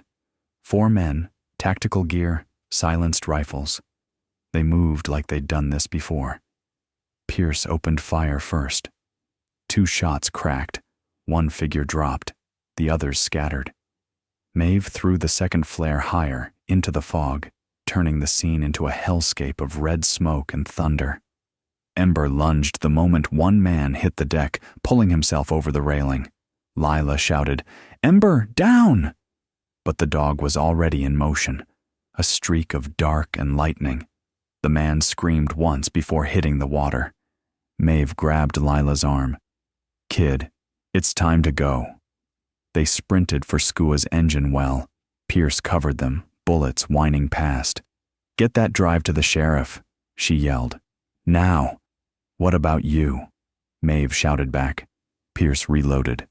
"I'll make sure no one follows." Lila climbed aboard, clutching the sealed case to her chest. Ember leapt in after her, soaked and panting. Maeve throttled up, throwing the boat into reverse. "Hold on tight, sweetheart." The Skua tore away from the dock, just as the second RIB broke through the fog, spotlights blazing. Lila looked back, saw Pierce exchanging fire, then a flash as the fuel tanks behind the office ignited. The dock vanished behind a wall of orange. The last transmission Cole watched from the ridge as Skua shot through the breakwater. The RIB chasing her caught one of its own wake traps, flipped, and went under. He exhaled once, then looked up at the lighthouse far across the bay, black, broken, but still standing. He picked up the radio again. "Skua, this is Maddox." Static. Then Maeve's voice. "Still breathing, Ghost?" "For now," he said. "Tell the girl, the files weren't everything. There's a backup, hidden in the Lightkeeper's lens base, under the cracked panel." Maeve frowned. "How do you—" "Because I was sent to retrieve it," Cole said. "Not destroy it." Lila's voice came faintly over the channel. "Cole, why are you helping us?" He smiled into the rain. "Because your mother helped me first, long time ago. Glacier Survey, 2013. She saved my life when she didn't have to." There was a pause. Then Lila said softly, "Then I guess we're even." Cole looked at the fire reflecting off the bay and shook his head. "Not yet." He turned, off the radio. Behind him, headlights climbed the ridge, the visitor's car. Cole squared his shoulders, one last favor owed to a dead scientist and her stubborn daughter. Fog never truly left Greenlight Point. It lingered in its cracks like a confession that wouldn't wash away. By the time Lila, Maeve, and Ember returned, the coastline had gone quiet again. No sirens, no gunfire, just the slow, ancient heartbeat of the tide. The sun had dropped low, painting the ruins of the lighthouse in molten bronze. And there, half buried beneath ash and twisted metal, the tower waited. "It's still standing," Maeve murmured. "Barely." Lila stepped forward, her boots crunching on shattered glass. She carried a small toolkit, a flashlight, and the encrypted drive sealed in a waterproof case. Ember moved beside her, tail low, every sound turning his ears. "What exactly are we looking for?" Maeve asked. Lila stopped at the base of the lens column, what remained of it. The once grand Fresnel assembly was broken now, its glass prisms melted together in odd, jagged symmetry.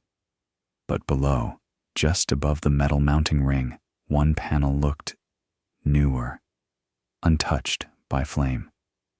"Here," Lila said quietly. She dropped to her knees, fingers tracing along the seam until she found a hidden latch, tiny, recessed, almost invisible unless you'd known where to look. Her pulse spiked. He wasn't lying. "Help me lift this," she said. Maeve knelt beside her, grunting as they pried loose the warped plate. Beneath it lay a hollow compartment no larger than a shoebox. Inside, wrapped in oilcloth, was a single metal cylinder marked with her mother's initials, EM. Lila's breath caught. "Mom!" Maeve whistled low. Your mother knew her paranoia had a purpose. Lila peeled back the cloth. Inside the cylinder was another drive, smaller, silver, sealed tight, and a handwritten note. "If you're reading this, Lila, it means they came for the first one. You'll find fragments missing from the public version. My colleagues thought I was encrypting environmental data. I wasn't. This one contains the overlay, the communications logs, payments, and directives that prove what Blumeyer did and who inside the Bureau helped them. Trust no one who arrives late. And if Cole Maddox is still alive, tell him I kept the photograph." "Mom." Lila folded the note, tears burning behind her eyes. She knew. She knew they'd bury it. Maeve put a hand on her shoulder. "Then let's dig it back up. Properly this time." Ember growled low. Lila followed his gaze toward the edge of the rocks. A figure was climbing the slope, slow, limping, coat whipping in the wind. Cole. On the ridge. He looked like he'd been rebuilt out of pain. One sleeve torn, face streaked with soot, eyes hard but alive. The last light of dusk turned the scars on his hands silver. Maeve raised her pistol halfway. He's supposed to be in custody. Cole stopped 5 paces away. They tried, he said. Didn't stick. You came here alone? Lila asked. No, he said, voice flat. He's here. The words dropped into the wind like lead. From the base of the cliff, the sound of an engine echoed, low, expensive, steady. A black sedan crawled up the service path. Behind the windshield, the same man from the hospital, the one with the sky-colored suit. Maeve muttered, "Well, I'll be damned." Cole turned to Lila. "You found it?" She held up the metal cylinder. "The second drive. My mother left a message for you." His jaw tightened. She always did have bad timing. Maeve said, "You planning to tell me who we're about to meet, or do I just shoot first and fill out the paperwork later?" Cole exhaled. "Name's Arlen Voss, former bureau liaison, now a consultant for Blue Mire Energy. He's the one who funded the hit." "Consultant," Maeve said. "That's corporate for Snake." Cole didn't argue. He won't shoot. Not yet. He wants the drive. Lila looked between them. Then let's make sure he never gets it. The confrontation. The sedan stopped 20 feet away. Arlen Voss stepped out like he'd just arrived for a board meeting instead of a crime scene. His coat never touched the dirt. "Cole," he said smoothly, "you look remarkably upright for a dead man." Cole's eyes stayed cold. "You always did underestimate what conscience weighs." "Conscience?" Voss smiled, the kind that didn't reach his eyes. "You call this redemption? You could have walked away rich. Instead, you're back here standing in the ashes of an obsolete lamp." He looked at Lila then, studying her, measuring. "Miss Moreno, you have something of mine." Lila squared her shoulders. "It was never yours." "Everything's mine eventually," Voss said.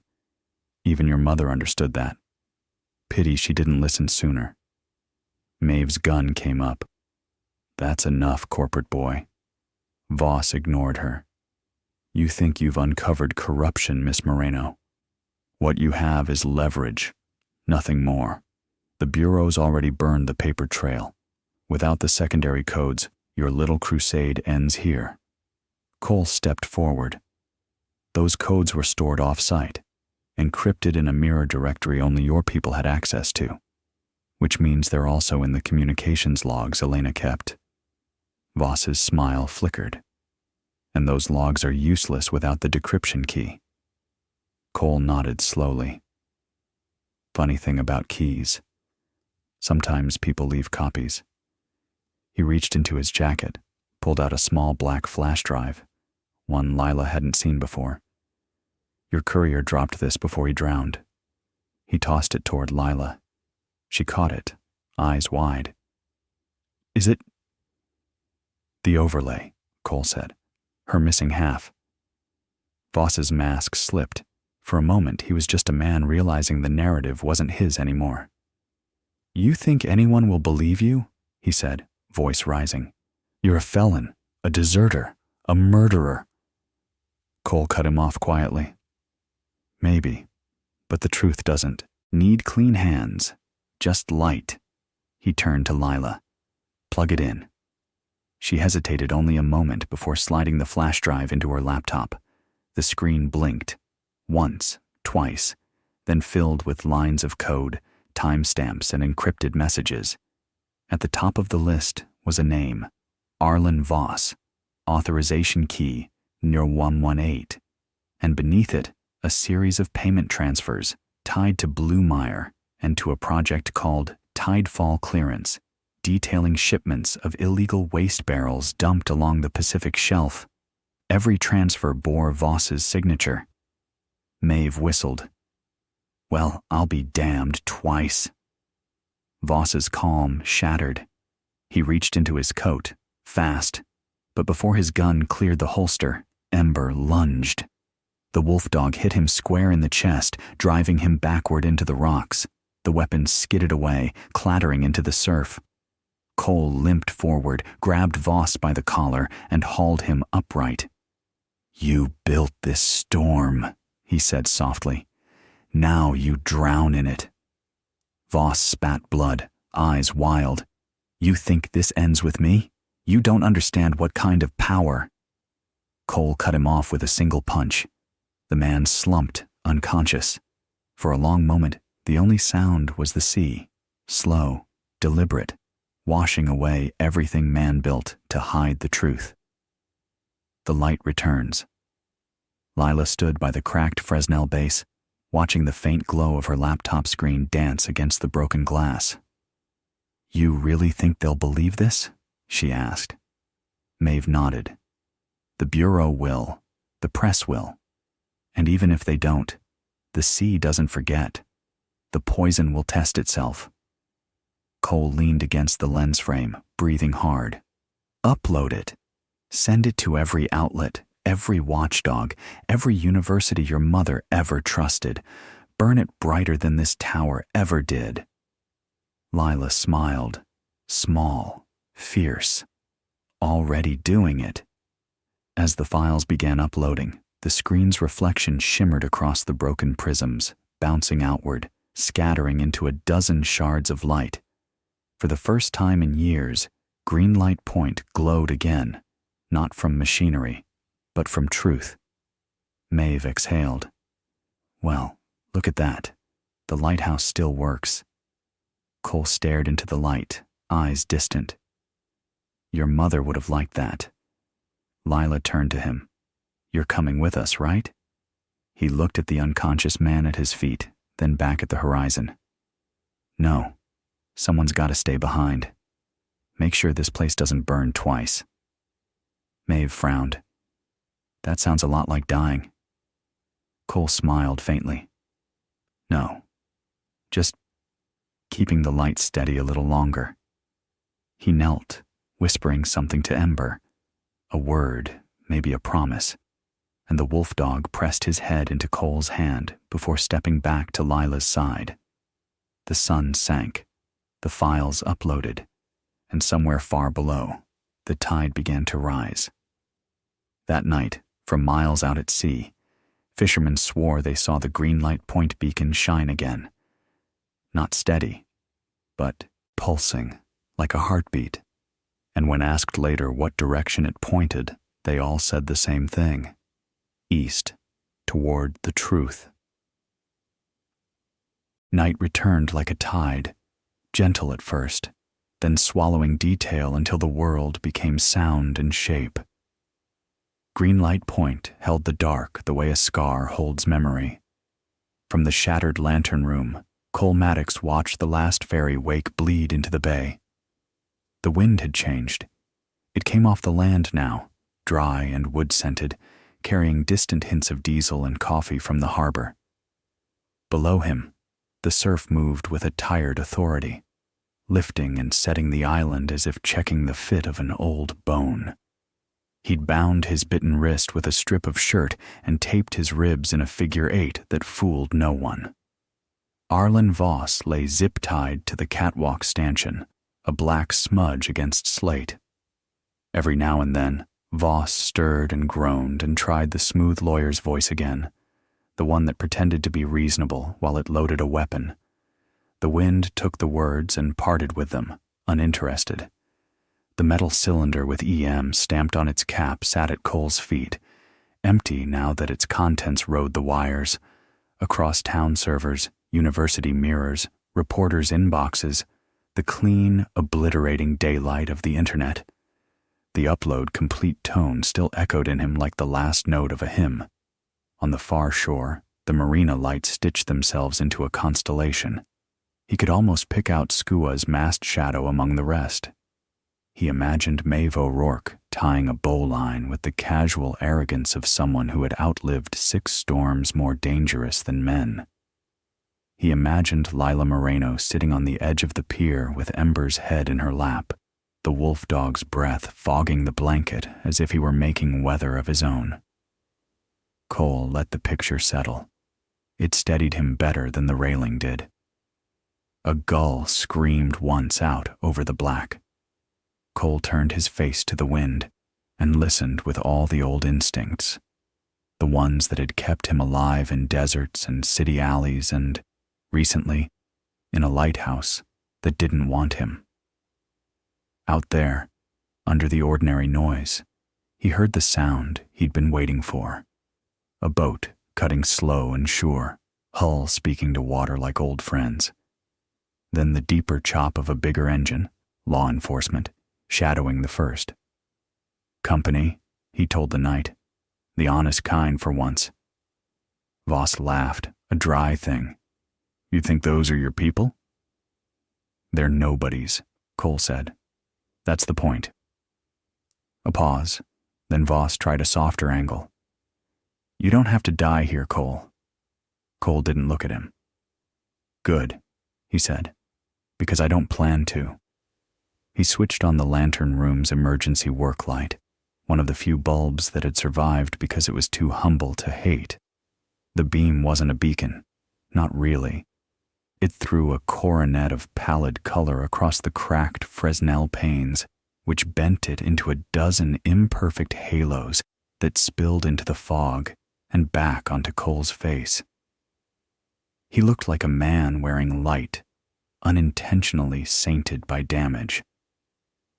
The radio on the console crackled.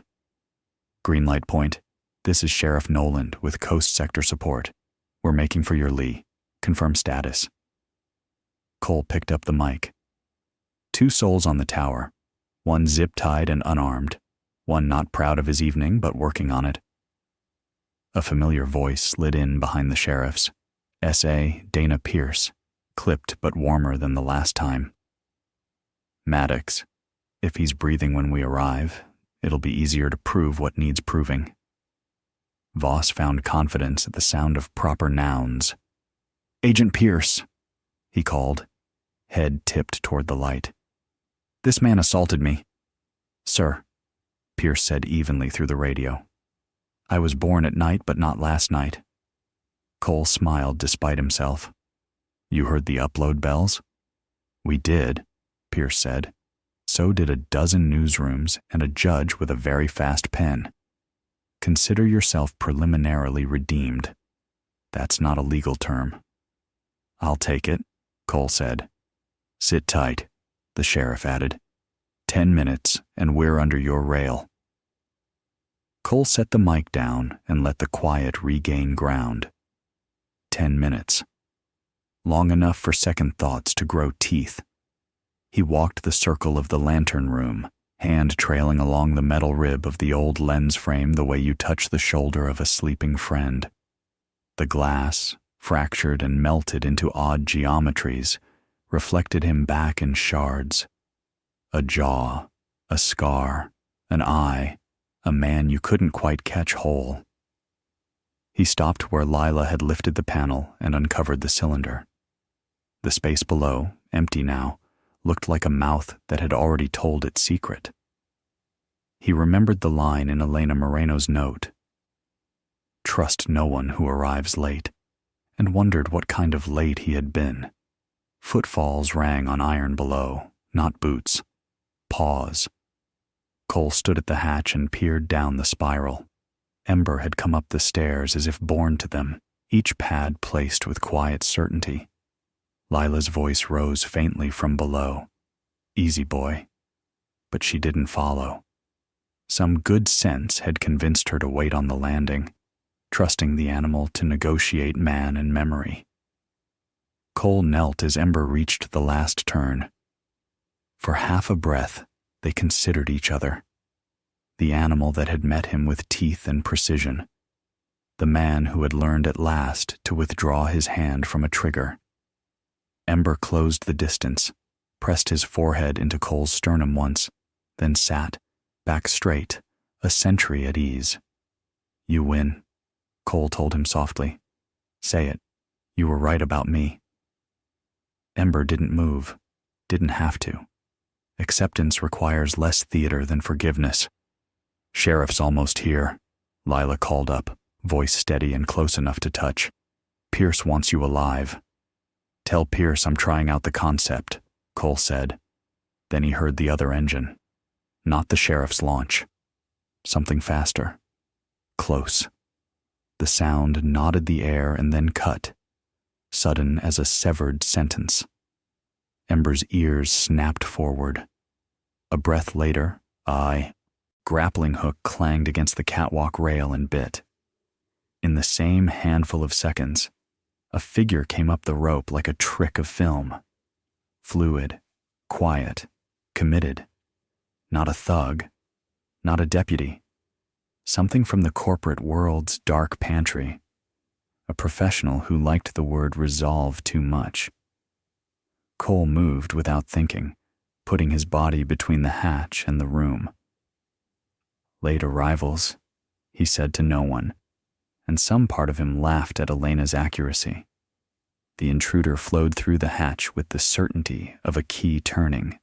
Black wetsuit, compact suppressed pistol, face smeared to anonymity. He saw Voss zip-tied to the stanchion, made a micro-expression that said liability, then sighted over the pistol at the one man standing. Ember launched. The shot went wide, zipped a high, sad flute through the worklight's shade, and died in the glass. Wolfdog and man collided mid-room. The gun popped free, skittered toward the lens base. Cole drove forward, shoulder first, into the striker's ribs. Something gave. The man hissed air that tasted like copper and ketones. Voss made a noise like opportunity. He kicked out with both legs, trying to trip Cole and throw him into the catwalk door. The angle changed everything. The three men tangled against the low rail in a breathless tangle of breath and iron. "Ember, back," Cole barked. The wolfdog obeyed on the turn of the syllable, leaping away so precisely it looked rehearsed. The intruder used the moment to blade a knife out of his sleeve, bright as intention. He came up fast. Cole caught the wrist, twisted. Pain flared in his bitten arm. The knife clattered, rang twice, stayed on the floor like a good idea reconsidered. Below, engines. Above, breath. Inside, heartbeat. "Enough," Cole said, and for once the word behaved. He used Voss's flailing weight as a lever, turned, and drove the intruder into the stanchion hard enough to ring the metal. The man sagged. Ember put one paw across the knife and rested his weight there like a signature. Footfalls hammered the stairs. Boots this time, blessedly unambiguous. The hatch burst, and Sheriff Noland came through with two deputies, Agent Pierce behind him, gaze taking in the room in a single hungry sweep. Guns found targets that deserved them. "Hands," Pierce said to the intruder. "Now." He offered them, numb, as if the night had finally stopped negotiating.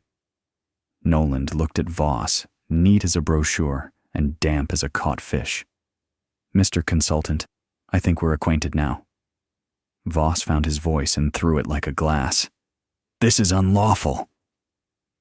Pierce's badge flashed. "So is dump site collusion. You'll love the judge." The deputies hauled both men to their feet and toward the hatch. Ember didn't move his paw until the knife had been kicked to the far side of the room and bagged. Then he walked to Lila, put his head into her palm, and let the world downgrade from emergency to electricity. Pierce holstered and stepped to Cole. Up close, she could see the color that didn't belong on his skin. "You need a hospital," she said. "I had one," he said, and somehow made it sound like a joke that had taken the long way home. She didn't smile. She looked past him to the fat shadow of the old lens, to the little work light battling a universe, to the empty panel where a mother had hidden a future. "For what it's worth," she said, "I've read uglier endings." "Any chance of a quieter one?" Cole asked. "You might get a courtroom," she said. You might get witness protection. You won't get a lighthouse again. He thought about that. Nobody does, he said. Lila climbed the last steps then, Ember glued to her knee like a second shadow. Salt had dried in constellations on her jacket. Soot framed her eyes as if the tower had decided to do her makeup in the only palette it owned. You stayed, she said. For a little while, Cole answered. They looked at the crack running spiderweight through the main prism, all the hairlines and stars her mother's light had left behind. Lila reached out and touched the glass with 2 fingers, the way she might touch a name on a wall. Do you think it will ever shine right again? She asked. It might shine different, Cole said. Sometimes that's the same thing. Sirens arrived at the island's base, the kind that meant forms and chains of custody and coffee poured into paper that couldn't hold the heat long. The night accepted the arrival without comment. Human rituals were waves too. They broke and remade, broke and remade. Pierce handed Lila a clear envelope. Inside, a printout of an email confirmation. The files mirrored across 3 universities, a federal evidence vault, and 2 international outlets that didn't care where your politics slept. Your mother's work is out of anyone's reach now, Pierce said. Even mine. Lila nodded, jaw flexing once. Thank you. Don't thank me yet, Pierce said. You've just bought yourself a year of depositions. Maeve's voice rose from the stairwell, irritated, affectionate. If anyone tries to bully the kid in a deposition, they can answer to my knees. She stepped into the room, took in the tableau, and blew out a breath that ended closer to prayer than profanity. Good. Everyone's still the same shape. More or less, Cole said. Maeve looked at him. You coming in with us or doing the noble fade into fog routine? I've got a few sentences left to write, he said. Make them short, she replied. Judges prefer it. The deputies moved Voss and the intruder down. Pierce followed, and then paused, looking back at Cole and Lila. We'll have someone posted at your door for a while, she told Lila. The corporate cleanup crew won't enjoy the headlines. Lila stroked Ember's ruff. We have our own crew. Pierce glanced at the Wolfdog, at the calm intelligence, there, at the steadiness that made even trained agents measure themselves. Noted, she said, and disappeared down the stair. For a while the room was only 3 heartbeats and the sea. Maeve checked the work light, tugged at the connection, found it stubborn in the right way. You know, she said, there's grant money for heritage restorations, and I know a dozen old salts who'd sell a lung to polish brass up here. We could make this place look like it remembers itself. Lila smiled. You volunteering? Sweetheart, I've been volunteering since the day the ocean spit me back out. Maeve patted the lens frame. We'll stitch you up, you and your tower both. Cole walked to the catwalk and looked east, where town laid itself down like a map as lights switched off one house at a time. You should go, he said without turning. Morning will ask you to do brave, boring things. What about you?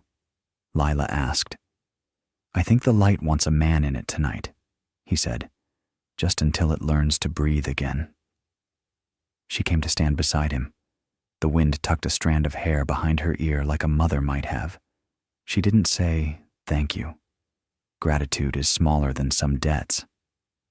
Cole, she said instead, if you ever need a place that remembers who you chose to be, come back. The island keeps secrets, but it also keeps names. He nodded once. Make sure the Wolfdog gets steak occasionally. Ember huffed as if insulted that this needed saying. They left him with the sea. Boots went down the iron curve. The tower sighed and took the weight shift like a ship takes wind. Old, practiced, okay with it. Cole returned to the console. He switched the work light off, then on again, a soft test of stubbornness. The filament held. Its small circle ran through the cracked glass and came back larger than it deserved to be. He sat on the floor with his back to the lens frame, legs stretched, breathing the lighthouse's particular breath, salt and machine oil and the ghost of burned cordage. He closed his eyes. He let the sounds arrange themselves. Gull, siren, the tap of a line somewhere below, the whisper of Ember's claws receding, the memory of Lila's 2 knuckles rapping the metal console. 2 taps, sure and quick. Down on the water, Squaw slipped from her cleat with the patience of a good exit. Maeve took her through the channel, where rocks lifted their brows at fools and let competence pass. Lila stood in the bow, Ember's fur pressed to her knees, the wind taking the weight of the day from her shoulders, one invisible handful at a time. On shore, agents with notepads met headlines with teeth.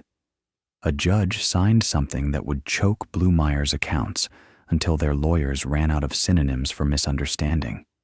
And a graduate student opened her email and cried because the data her mentor died for had arrived with the kind of clarity that made science feel like truth instead of war. At Greenlight Point, the lantern room glowed the way coals do after the last log crawls down into itself. Fishermen miles out saw it. Pulse, rest, pulse, and argued later whether it was real or just the eye wanting what it used to. Cole let the steadying do its work. He thought of the suits he'd worn and the sand he'd swallowed, and of one hand that had reached for him in a cold channel years ago. Lila Moreno shouting above rotor wash, "Grab my arm or die, soldier," and the way he'd chosen. He laughed once, quiet and clean. "Still choosing," he told the room. And outside, as if the tower liked the line, the cracked glass caught the little work light and broke it into something larger than any one filament, an imperfect human halo turning slow, pointing east, doing what lighthouses do even when they are broken, keeping the living alive until morning. When the sea finally calmed and the light returned to Greenlight Point, Lila realized the storm had never been just outside. It had been inside her too. Grief, fear, and the question of how much light one heart can carry.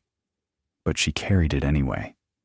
Because some bonds, the rare ones, aren't made of blood or promise, but of moments where survival and love become the same thing.